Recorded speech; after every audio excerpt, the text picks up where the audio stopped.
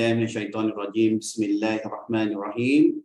Assalamualaikum warahmatullahi wabarakatuh. Alhamdulillah. Alhamdulillahirabbil alamin wassalatu wassalamu ala rasulil amin sayyidina Muhammadin ibn Abdillah wa ala alihi washabihi wa man walah. Allahumma shalli ala Muhammad wa ala ali Muhammad kama shallaita ala Ibrahim wa ala ali Ibrahim wa barik ala Muhammad wa ala ali Muhammad kama barakta ala Ibrahim wa ala ali Ibrahim fil alamin innaka Hamidul Majid. Allahumma inna nas'aluka ilman nafi'ah wa rizqan thayyiban wa amalan mutaqabbala wa dinan qayyima wa yaqinan shadiqa wa imanan kamila. Amin amin amin ya rabbal alamin. Amma ba'du. Baik, alhamdulillah. Masih lagi direzekikan dengan nyawa, dengan masa, kesihatan tubuh badan untuk kita pagi-pagi ni ambil lagi lebih kurang beberapa ayat dalam muka ni 58-72 surah Al-Anbiya. Surah yang dikumpulkan 16 nama Nabi dan Rasul dan seorang wali. Ini kita dah masuk, masih lagi dalam bab perihal cerita Nabi Ibrahim. Nabi Ibrahim, dan ini kita akan jumpa satu lagi nama Nabi, iaitu Nabi Lut. Nabi Ibrahim yang Nabi Lut ni sezaman. Satu zaman. Kita dah jumpa dulu bab bagaimana malaikat menziarahi Nabi Ibrahim sebelum mereka pergi untuk menghancurkan kaum Nabi Lut. Ingat kisah tu? Sahabat singgah dulu rumah Nabi Ibrahim sebelum mereka pergi nak menghancurkan kaum Nabi Lut. Dia beritahu Nabi Ibrahim, kami ni nak buat apa? Siapa ingat? Apa yang dilakukan oleh Nabi Ibrahim apabila sekumpulan malaikat tu datang menziarahi dia? Nabi Ibrahim buat apa? Nabi Ibrahim jamu malaikat dengan apa? Dia golek seekor anak lembu. Golek seekor lembu tu dia hidang, tapi malaikat makan ke tak makan? Malaikat habis ke tak?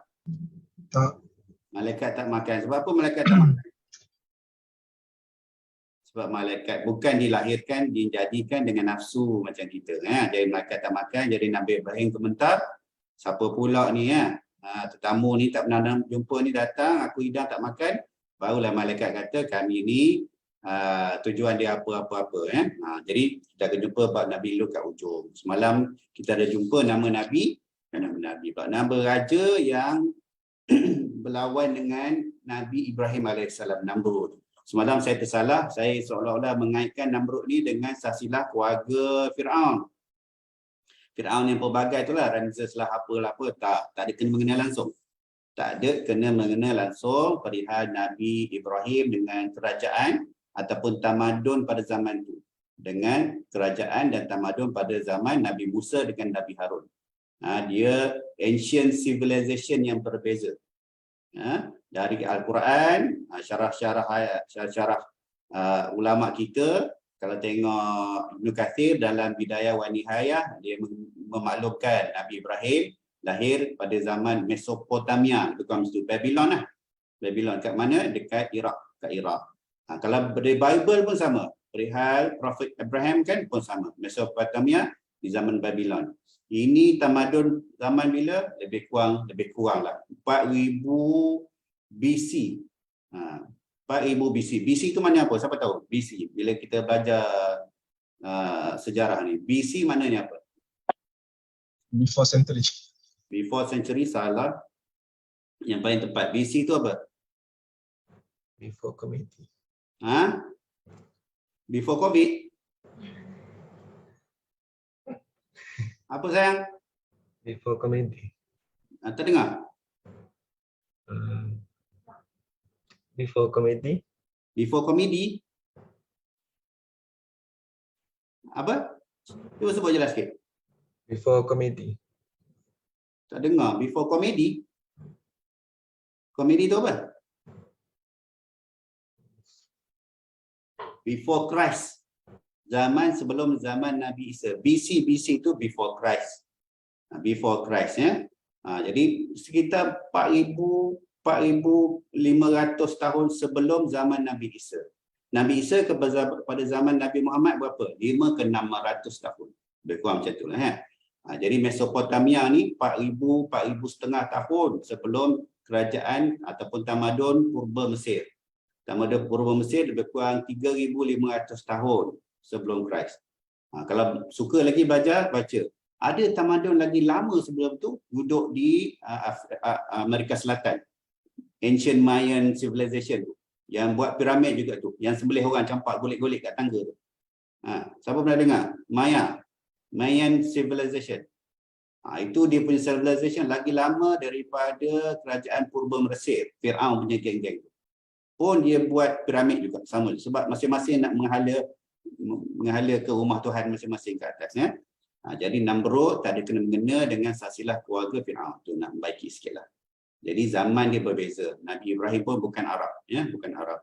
Ulama khilaf lah Nabi Ibrahim AS lahir di mana. Ada kata lahir di Baitul Muqaddis. Ada kata lahir di Iraq, Babylon tu lah. Babylon tu, kalau tengok sekarang, unjuran dalam Iraq lah. Di Iraq tu dikatakan masih ada lagi peninggalan Namrud ni. Dia punya ancient city of Babylon tu masih ada. Wallahualam. Kat mana Nabi Ibrahim meninggal pun tak pasti. Ada kata di Lebanon, ada dikata di sekitar Baitul Muqaddis. Wallahualam. Dikatakan Nabi Ibrahim dikebumikan bersebelah dengan Sarah dan juga anak dia Ismail dan Yaakob. Pun tak pasti, tak pasti.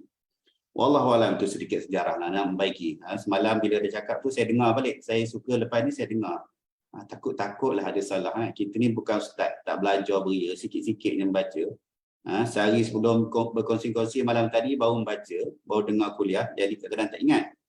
Jadi hari ni kita masih lagi dalam bab Nabi Ibrahim bersama kaum dia. Nabi Ibrahim ingat pada zaman Namrud. Namrud ni zaman sebelum Fir'aun yang mengatakan ana rabbukumul a'la tu, Namrud dah mengaku dia Tuhan. Dia Tuhan number one. Pada kaum dia, Namrud tu ialah Tuhan. Namrud tu ialah Tuhan. Bapa Nabi Ibrahim ni, Azar ni ialah penasihat Namrud. Salah seorang penasihat Namrud. Kita dah jumpa dah semalam bab bagaimana Nabi Ibrahim menghancurkan berhala. Dah kan? Dah, semalam dah kan? Betul? Nabi Ibrahim dah menghancurkan berhala. Allahumma salli ala Muhammad. Betul lah semalam ya. Nabi Ibrahim menghancurkan berhala Namrud. Baca dalam tafsir Ibn Katsir, kita akan dapat penjelasan lagi jelas. Hari ini kita akan berkongsi insyaAllah satu hadis panjang berkenaan dengan tipu daya Nabi Ibrahim. 3 tempat yang Nabi Ibrahim AS pernah menipu. Tapi sebab apa beliau menipu tu? Nanti kita tengok ya. Pada surah-surah sebelum ni kita dah jumpa dah perihal kerasulan Nabi Ibrahim. Bagaimana Nabi Ibrahim sebelum dia diangkatkan kerasulan dia mencari-cari Tuhan. Semalam kita dah jumpa dikatakan Nabi Ibrahim pernah berdusta mengatakan planet tu, matahari lah dia kata. Ni lah matahari aku, Tuhan aku agaknya sebab dia takjub, dia besar. Tapi malam tenggelam. Bukan Tuhan. Kita dah jumpa bab tu. Kita dah jumpa juga bagaimana Nabi Ibrahim mengesahkan keimanan dia nak apa? Ainul Yakin. Siapa ingat cerita Ainul Yakin? Macam mana Nabi Ibrahim dia kata, bukannya aku tak beriman, tapi aku nak menguatkan keimananku. Apa yang dilakukan oleh Nabi Ibrahim? Allah suruh buat apa?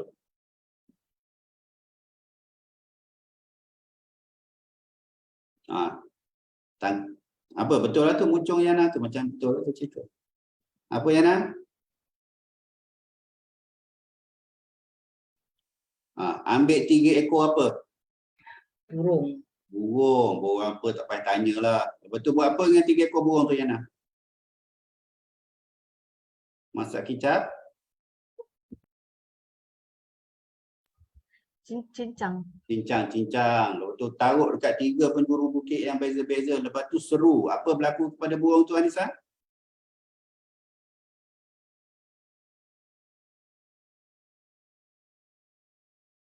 Kena makan.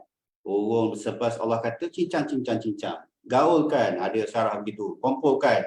Letak 3 tompok. Dah ambil, potong cincang, gaul, letak 3 tompok. Seru balik panggil burung tu. Maka burung tu bersatu kembali dan terbang kepada Nabi Ibrahim AS. Itu bab Ainul Yakin. Review balik. Kita ni dalam bab keimanan pun kena ada. yakin sungguh-sungguh keimanan kita tu, insya-Allah. Saya sekali kena buat revision lah sikit-sikit, benda-benda yang penting-penting tu ulang. Dalam masa kita ngaji, kalau siapa yang istiqamah mengaji ni, tengok terjemahan juga. Kita tengok terjemahan apa ni, musuh ni cerita apa ni, nak bagi seronok sikit kita tadabbur tu. InsyaAllah hari ni kita sambung tipu daya orang kafir. Tipu daya orang kafir, sebab cerita Nabi Ibrahim dengan Namrud ni panjang. Dalam setiap satu babak tu banyak sangat ibrah yang kita boleh ambil. Tak padan dengan ringkasan ni. Saya selalu cakap tak padan. Nak pula cerita Nabi Ibrahim. Cerita dia dengan Namrud, cerita kisah bagaimana Nabi Ibrahim tu memecahkan berhala. Tipu daya pertama dia kata dia sakit. Dia sakit, dia tak nak pergi perayaan, nak cari asbab untuk dia bersorangan pecahkan berhala. Kenapa orang pada zaman ni takut masa Nabi Ibrahim pecahkan berhala tu? Padahal kuih tu ada penjaga. Tapi penjaga kuih pun tak sanggup pergi naik level tinggi-tinggi tu kat tempat susun berhala tu, macam piramid lah. Tak sanggup sebab apa? Dia takut ada orang Melayu kata apa? Kalau zaman-zaman dulu orang taat pada raja ni kata tak boleh lawan raja ni, terdapat apa? Takut dapat benda buruk datang pada kita, apa? Sial, bukan sial, kata apa? Tulah, macam tu. Arab ni dia takut tulah. Dia bagi sembahan kepada berhala bawah-bawah dia. Berhala atas-atas sampai berhala yang paling besar, iaitu berhala dalam bentuk Namrud, dia takut nak pergi. Sebab dia tahu berhala-berhala tu dia rasa ada boleh mendapat tulah pada dia tak boleh. Dia ada level keimanan dia. Pada ketika itu Nabi Ibrahim masuk, dia hancurkan semua melainkan berhala yang berbentuk Namrud. Ini kita sambung lagi bab tu, tipu daya orang kafir, insya-Allah. Silakan. أعوذ بالله من الشيطان الرجيم فجعلهم جزازا إلا كبيرا لهم لعلهم إليه يرجعون قالوا من فعل هذا بآلهتنا إنه لمن الظالمين قالوا سمعنا فتى يذكرهم يقال له إبراهيم قالوا فأتوا به على أعين الناس لعلهم يشهدون قالوا أأنت فعلت هذا بآلهتنا يا إبراهيم قال بل فعله كبيرهم هذا فاسألهم إن كانوا ينطقون فرجعوا إلى أنفسهم فقالوا إنكم أنتم الظالمون ثم نكسوا على رؤوسهم لقد علمت ما هؤلاء ينطقون قال أفتعبدون من دون الله ما لا ينفعكم شيئا ولا يضركم أُفٍّ لكم ولما تعبدون من دون الله أفلا تعقلون قالوا حرقوا وانصروا آلهتكم إن كنتم فاعلين قلنا يا نار كوني بردا وسلاما على إبراهيم وأرادوا به كيدا فجعلناهم الأخسرين ونجيناه ولوطا إلى الأرض التي باركنا فيها للعالمين ووهبنا له إسحاق ويعقوب نافلة وكلا جعلنا صالحين Sadaqallahul azim. Terjemahan. Baginda Ibrahim menghancurkan berhala-berhala itu berkeping-keping, kecuali yang paling besar agar mereka kembali untuk bertanya kepadanya. Mereka berkata, siapakah yang melakukan perbuatan ini terhadap Tuhan-Tuhan kami? Sesungguhnya dia termasuk orang-orang yang zalim. Mereka yang lain berkata, kami mendengar ada seorang pemuda yang mencela berhala-berhala ini, namanya Ibrahim. Mereka berkata, jika demikian, bawalah dia dan tunjukkan kepada orang ramai agar mereka menyaksikannya. Mereka bertanya, adakah engkau yang melakukan perbuatan ini terhadap Tuhan-Tuhan kami, wahai Ibrahim? Baginda Ibrahim menjawab, sebenarnya patung besar itu yang melakukannya, maka tanyalah kepada dia jika dia dapat memberitahumu. Maka mereka kembali kepada kesedaran mereka dan berkata, Sesungguhnya kamulah yang menzalimi diri sendiri. Kemudian mereka menundukkan kepala lalu berkata, engkau Ibrahim pasti tahu bahawa berhala-berhala itu tidak boleh berbicara. Baginda Ibrahim berkata, mengapa kamu menyembah selain daripada Allah, sesuatu yang tidak dapat memberi manfaat sedikit pun dan tidak pula mendatangkan kemudaratan kepada kamu. Celakalah kamu dan apa yang kamu sembahkan selain Allah. Tidakkah kamu mengerti? Mereka berkata, bakarlah dia dan bantulah Tuhan-Tuhan kamu jika kamu benar-benar hendak membuatnya. Lalu Allah berfirman, wahai api, jadilah kamu sejuk dan penyelamat bagi Ibrahim. Dalam mereka hendak membuat kejahatan terhadap Ibrahim, kami menjadikan mereka itu orang-orang yang paling rugi. Dan kami selamatkan Ibrahim dan Lut ke sebuah negeri yang telah kami berkati untuk seluruh alam. Nota 533, negeri Syam termasuk di dalamnya Palestin. Allah memberkati negeri itu bererti kebanyakan Nabi berasal dari negeri ini dan tanahnya pun subur. Dan kami menganugerahkan kepadanya Ibrahim, Ishak dan Yakub sebagai satu anugerah dan masing-masing kami jadikan orang yang soleh. Tafsir Jalalain. Qulna ya naru kuni bardan wa salaman ala Ibrahim. Kami berfirman, hai api, jadilah dingin dan selamatkanlah Ibrahim. Maka api itu tidak membakarnya selain daripada tali-tali pengikatnya sahaja dan lenyaplah panas api itu. Yang tinggal hanyalah cahayanya sahaja. Hal ini berkat perintah Allah. Salaman iaitu berilah keselamatan bagi Ibrahim. Akhirnya Nabi Ibrahim selamat daripada kematian kerana api itu dingin. Wa aradu bihi kaida. Mereka hendak berbuat tipu daya dengan membakar Ibrahim. Faj'alnahumul aksarin. Maka kami menjadikan mereka itu orang-orang yang paling rugi di dalam tujuan mereka. Wa najjaynahu wa Luta. Dan kami selamatkan Ibrahim dan Lut, anak saudara Nabi Ibrahim yang bernama Haran yang tinggal di negeri Iraq. Ilal ardil lati barakna fiha lil alamin. Ke negeri Syam yang telah kami berkati untuk sekalian manusia dengan menjadikan sungai-sungai dan pohon-pohon yang banyak padanya. Nabi Ibrahim tinggal di negeri Palestin, sedangkan Nabi Lut di Mu'tafikah. Jarak antara kedua-dua negeri itu dapat ditempuh dalam sehari. Tafsir Ibnu Katsir. Ketika hujah-hujah mereka telah dikalahkan, maka semakin nampaklah kelemahan mereka. Kebenaran telah muncul dan kebatilan telah terbenam.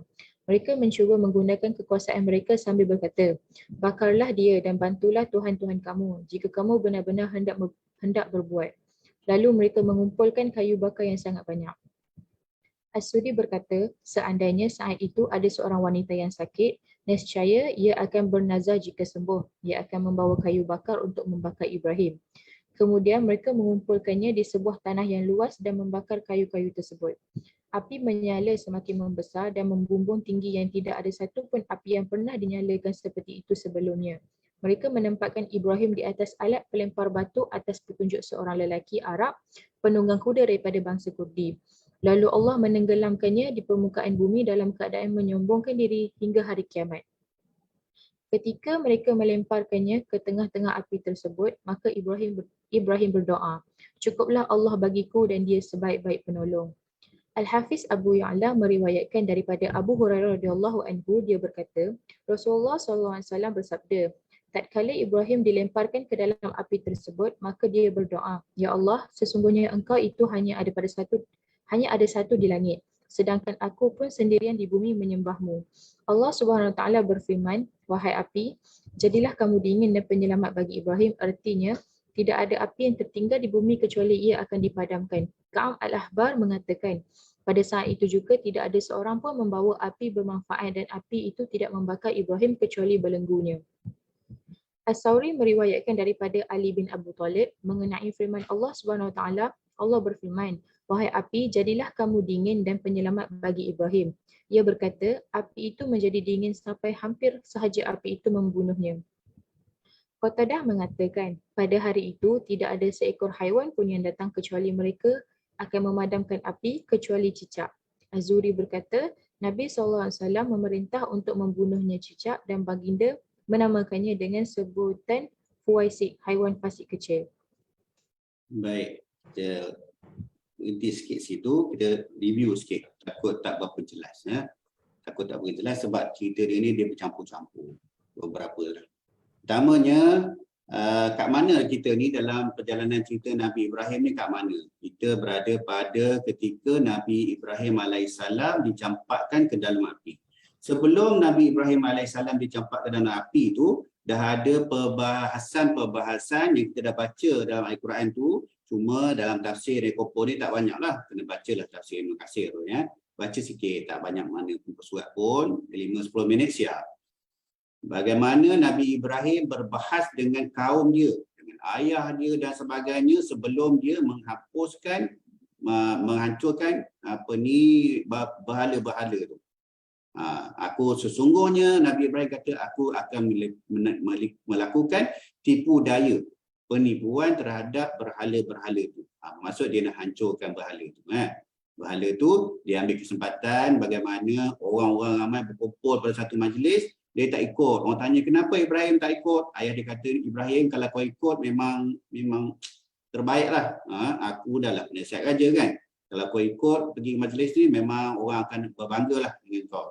Tapi Ibrahim kata, aku sakit. Itu penipuan dia. Nanti kita ada satu hadis kan, saya akan baca.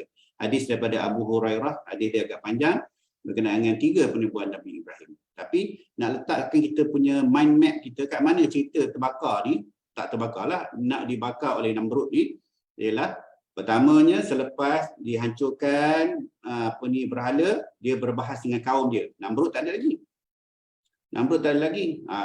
Dia letakkan kapak dekat berhala Namrud tu, kata, kau tanyalah ni. Tanya berhala besar tu kan. Lepas tu kau nak tengok kau ni ya ke atau main-main je ni Ibrahim? Dia kata betul. Tuhan aku, Tuhan kau sama je. Tuhan ceritakan alam ni, dia kata. Lepas tu kaum dia tak puas hati, tak apa, nanti kami akan adukan kamu kepada Tuhan kami yang paling besar. Siapa? Namrud lah. Dia nak bawa Nabi Ibrahim ke Namrud. Nabi Ibrahim kata, tak apa, aku pergi. Nabi Ibrahim pergi dan dia ada mubahalah pula, dia ada debat pula dengan Namrud. Sampai lebat cerita, aku Tuhan, kau tak percaya? Dia kabarkan orang dia pergi kat luar tu, ambil 2 orang. Ambil dah siapa-siapa kat luar 2 orang tu, dibawa 2 orang lelaki, Namrud bunuh seorang, dan seorang Namrud kata lepaskan dia. Dah bagi apa saja hadiah dia nak. Tengok, aku dah membunuh, aku mematikan, dan aku menghidupkan. Antara argumen Namrud mengatakan dia Tuhan. Dah argumen sampailah bab ni. Selepas ayat Allahumma salli alam ayat 68, 69, 70 tu. 68 dan 970 tu datanglah tafsir Ibn Katsir mengatakan ketika hujah-hujah mereka telah dikalahkan. Habis dah. Tak reti dah bagaimana Namrud dan pembesar dia nak berhujah dengan Nabi Ibrahim AS. Surrender dah. Sampai apa? Sampai ada yang rekomen buat apa? Bakar, maka dikepung Ibrahim. Dia tak bagi Nabi Ibrahim tu lari dan dikumpulkan kayu-kayu api. Sampai sini kata Allahumma salli ala Muhammad, dan tafsir Ibn Katsir kata seandainya Sudi berkata, seandainya saya itu ada seorang yang wanita yang sakit, nescaya dia akan bernazar jika sembuh, dia akan membawa kayu bakar untuk membakar Ibrahim. Maksud dia satu rakyat. Semua rakyat di bawah naungan Allahumma salli ala Muhammad. Namrud tu dikerahkan. Diwar-warkan bahawa Nabi Ibrahim ni salah dan sebagainya, pelbagailah kena bakar. Tak pernah dilihat lagi di kumpulan kayu api yang dikumpulkan pada ketika itu. Nabi Ibrahim dibakar berapa lama? Siapa tahu Nabi Ibrahim dibakar berapa lama? 3 hari. 3 hari Nabi Ibrahim duduk tengah-tengah api tu. Bukan dibakar sikit-sikit tu. Macam mana Nabi Ibrahim dicampakkan? Dia macam ada meriam lama lah. Macam kalau tengok cerita perang lama, ada meriam catapult tu kan. Catapult tu macam lastik tu. Pum, sum, gitu. Siapa yang mengajar ni? Arab Parsi sebenarnya. Kalau dalam tafsir Ibn Katsir, seorang Arab Parsi berbangsa Kurdi. Nama dia kalau dalam tafsir Ibn Katsir ada sebut. Allahumma salli ala Muhammad. Sayyidina Syu'aib Al-Jubai berkata namanya Haizan. Haizan ni lah. Maka Allah yang lalu Allah menenggelamkannya tu, menenggelamkan Haizan tu, bukan menenggelamkan Nabi Ibrahim. Takut salah. Mereka menempatkan Ibrahim di atas alat pelempar batu atas petunjuk seorang lelaki. Lelaki tu namanya Haizan. Haizan. Lalu Allah menenggelamkan Haizan di permukaan bumi dalam keadaan menyombong diri hingga hari kiamat. Tenggelamlah dia. Ya, sama dengan Qarun dan sebagainya. Geng-geng sama tenggelam. Dan ingat zikir yang mana Nabi Ibrahim baca. Zikir ni samalah dengan zikir yang Rasulullah sallallahu alaihi wasallam baca apabila diberitakan akan menerima bala tentera daripada kafir musyrik dan sebagainya. Hasbiyallahu wa ni'mal wakil. Cukuplah Allah bagiku dan dialah sebaik-baik penolong bagiku. Hasbiyallahu wa ni'mal wakil. Ini zikir yang baik juga ya.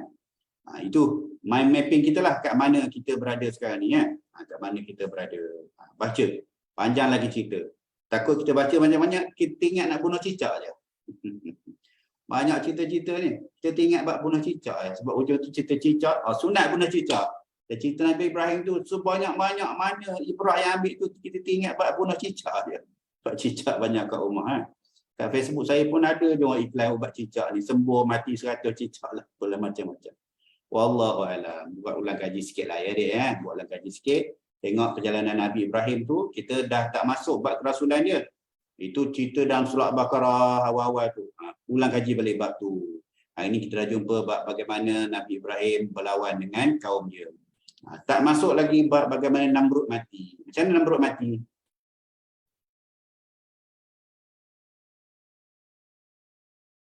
Namrud dan bala tentera dia ni dikalahkan dengan apa? Nyamuk. Baca dek, cerita bab nyamuk. Nyamuk seekor je. Saya 4 hari 3 malam masuk 5 star ICU. Nyamuk punya pasal. Itu saya. Masuk 5 star ICU. Nak buang air pun tak boleh bangun daripada katil. Semua diuruskan. Walaupun saya boleh bangun tapi tidak dibenarkan. Habis kuat saya boleh bangun duduk tepi katil. Itu pun kena ada orang jaga. SOP ICU begitu. Itu nyamuk punya pasal untuk saya. Namrud dan bala tenteranya ditewaskan dengan nyamuk yang dikatakan dikeluarkan daripada lautan. Nyamuk keluar, tanya nak buat apa? Allah kata, nak aku hidangkan kamu. Bala tentera Namrud. Namrud tu dikalahkan bukan banyak nyamuk. Berapa ekor nyamuk yang membunuh Namrud? Seekor je sayang. Seekor je masuk dalam hidung. Wallahualam macam mana duduk dalam otak sampai dia pening mati. Itu. Wallahualam. Nanti baca. Ya. Sambung Riyadus Shalihin.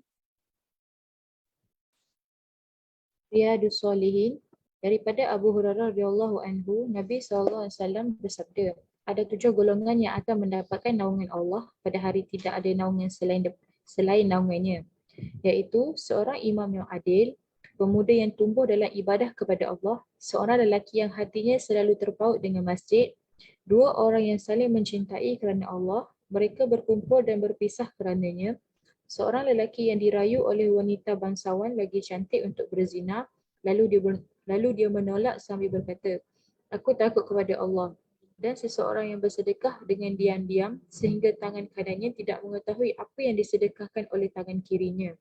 Dan yang terakhir adalah seseorang yang menitiskan air mata saat berzikir, ingat dan menyebut nama Allah dalam kesunyian. Hadis riwayat Abu Bukhari Muslim. Hadis di atas memberikan pelajaran keutamaan orang yang merasa tenteram bersama Allah dengan cara ibadah dan mengingatnya kemudian menangis kerana takut dan mengharapkan pahala daripadanya. Dengan takut dan menangisnya seorang hamba, Allah akan memberikan rasa aman dan kebahagiaan pada hari kiamat. Hadis Nabawi daripada Ibnu Abbas radhiyallahu anhu, dia berkata, Hasbunallah wa ni'mal wakil adalah ucapan Nabi Ibrahim ketika dilemparkan ke api.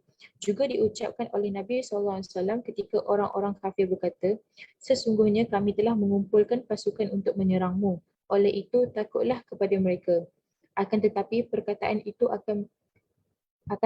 perkataan itu menambah keimanan Nabi dan para sahabat sambil menjawab, cukuplah Allah menjadi penolong kami dan dialah sebaik-baik pelindung. Hadis riwayat Abu Bukhari. Hadis Qudsi daripada Anas bin Malik radhiyallahu anhu, dia berkata, aku mendengar Nabi SAW bersabda, Allah SWT berfirman, apabila aku menguji hamba-Ku dengan penyakit pada kedua-dua matanya, kemudian dia mampu bersabar, maka aku akan menggantikannya dengan syurga.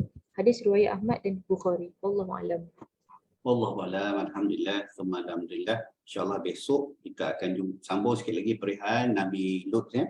Nabi Lut ayat 72 tu, dan kami menganugerahkan kepada Nabi Ibrahim, Ishak dan Yaqub sebagai satu anugerah, dan masing-masing kami jadikan orang yang soleh. Nanti besok kita tengok bagaimana mereka diangkat menjadi pemimpin dan sebagainya. Kemudian perihal cerita Nabi Lut ya. Nabi Lut dah diselamatkan. Nabi Lut dan Nabi Ibrahim diselamatkan daripada kaum dia. Daripada kaum masing-masing lah. Daripada kaum masing-masing. Macam mana kejadian cerita seterusnya perihal Nabi Lut. Besok kita akan jumpa satu lagi Nabi, iaitu Nabi Nuh. Nabi Nuh ni zaman bila? Zaman sebelum tu lah. Kalau daripada sirah, tak pasti sandarannya apa. Dikatakan Namrud tu datang daripada cucu cicit Nabi Nuh tu. Nabi Nuh tu Namrud tu. Sebab ni zaman 4-5 ribu tahun sebelum Nabi Isa kan. Lama ya. InsyaAllah besok hari ni, selain daripada balikkan bunuh cicak, ambil balik hadis yang kita dah jumpa banyak kali. 7 golongan yang mendapat naungan arasy Allah. Pilihlah. Yang mana satu ni kita nak. Yang mana satu ada can ni. Yang kita boleh usaha sikit yang mana satu. Pertamanya, imam yang adil. Ingat, imam ni bukan pemimpin saja. Bukan menteri besar, bukan agung, bukan Perdana Menteri sahaja. Itu yang sahih lah. Kita juga adalah pemimpin. Hadis tu katakan, semua kamu adalah pemimpin, kamu akan diadili ataupun kamu akan bertanggungjawab ke atas apa yang kamu pimpin. Bapa, suami, isteri, ibu, pejabat, semua ada tahap kepimpinan masing-masing. Semua dipertanggungjawabkan. Pertama, pemimpin yang adil. Sebaliknya, daripada banyak hadis dalam Kabair Imam Zahabi tu, hadis awal-awal tu, 3 golongan yang nombor 1 masuk neraka. 1, pemimpin yang zalim. Nak dapat naungan arasy boleh. Nak jadi orang yang pertama, diheret kepala ke bawah, tak ada pandangan rahmat daripada Allah, Rasul, malaikat, heret humbat. Pemimpin yang zalim. Nauzubillah. Dua-dua ni pilih. Pemimpin ni bahaya sikit.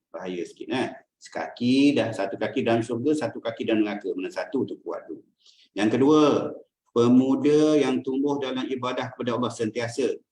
Dia kata kakinya sentiasa, dan hadis lain kakinya sentiasa menghala ke masjid. Maksud dia sayang, terpaut semua ke majlis ilmu, semayang jemaah di masjid. Tu. Kemudian 2 orang yang saling, kita ni berhubungan ni, suami isteri, adik-beradik, kolik, kat pejabat apa semua ni, semata-mata kerana Allah, bertemu dan berpisah kerana Allah. Lelaki dan dirayu orang ini, dirayu zina, lepas tu tolak, payahlah ni. Nauzubillah, la taqrabu zina, tak sampai ke bab sini lagi. Nauzubillah, kita tak naklah masuk dalam bab ni. Tuan nak masuk dalam bab ni, nak kena masuk ke jalan zina tu dulu. Tak adalah tu. Lalu dia menolak sambil berkata, aku takut kepada Allah, dan seorang yang bersedekah ni, bab sedekah dia pun sama. Dalam hadis tu 3 golongan. 1, pemimpin yang zalim. 2, orang yang berjihad fisabilillah tu, tapi bukan kerana Allah. Ketiga dalam hadis tu, orang yang bersedekah. Sedekah riak. Sedekah dia riak. Jihad dia riak.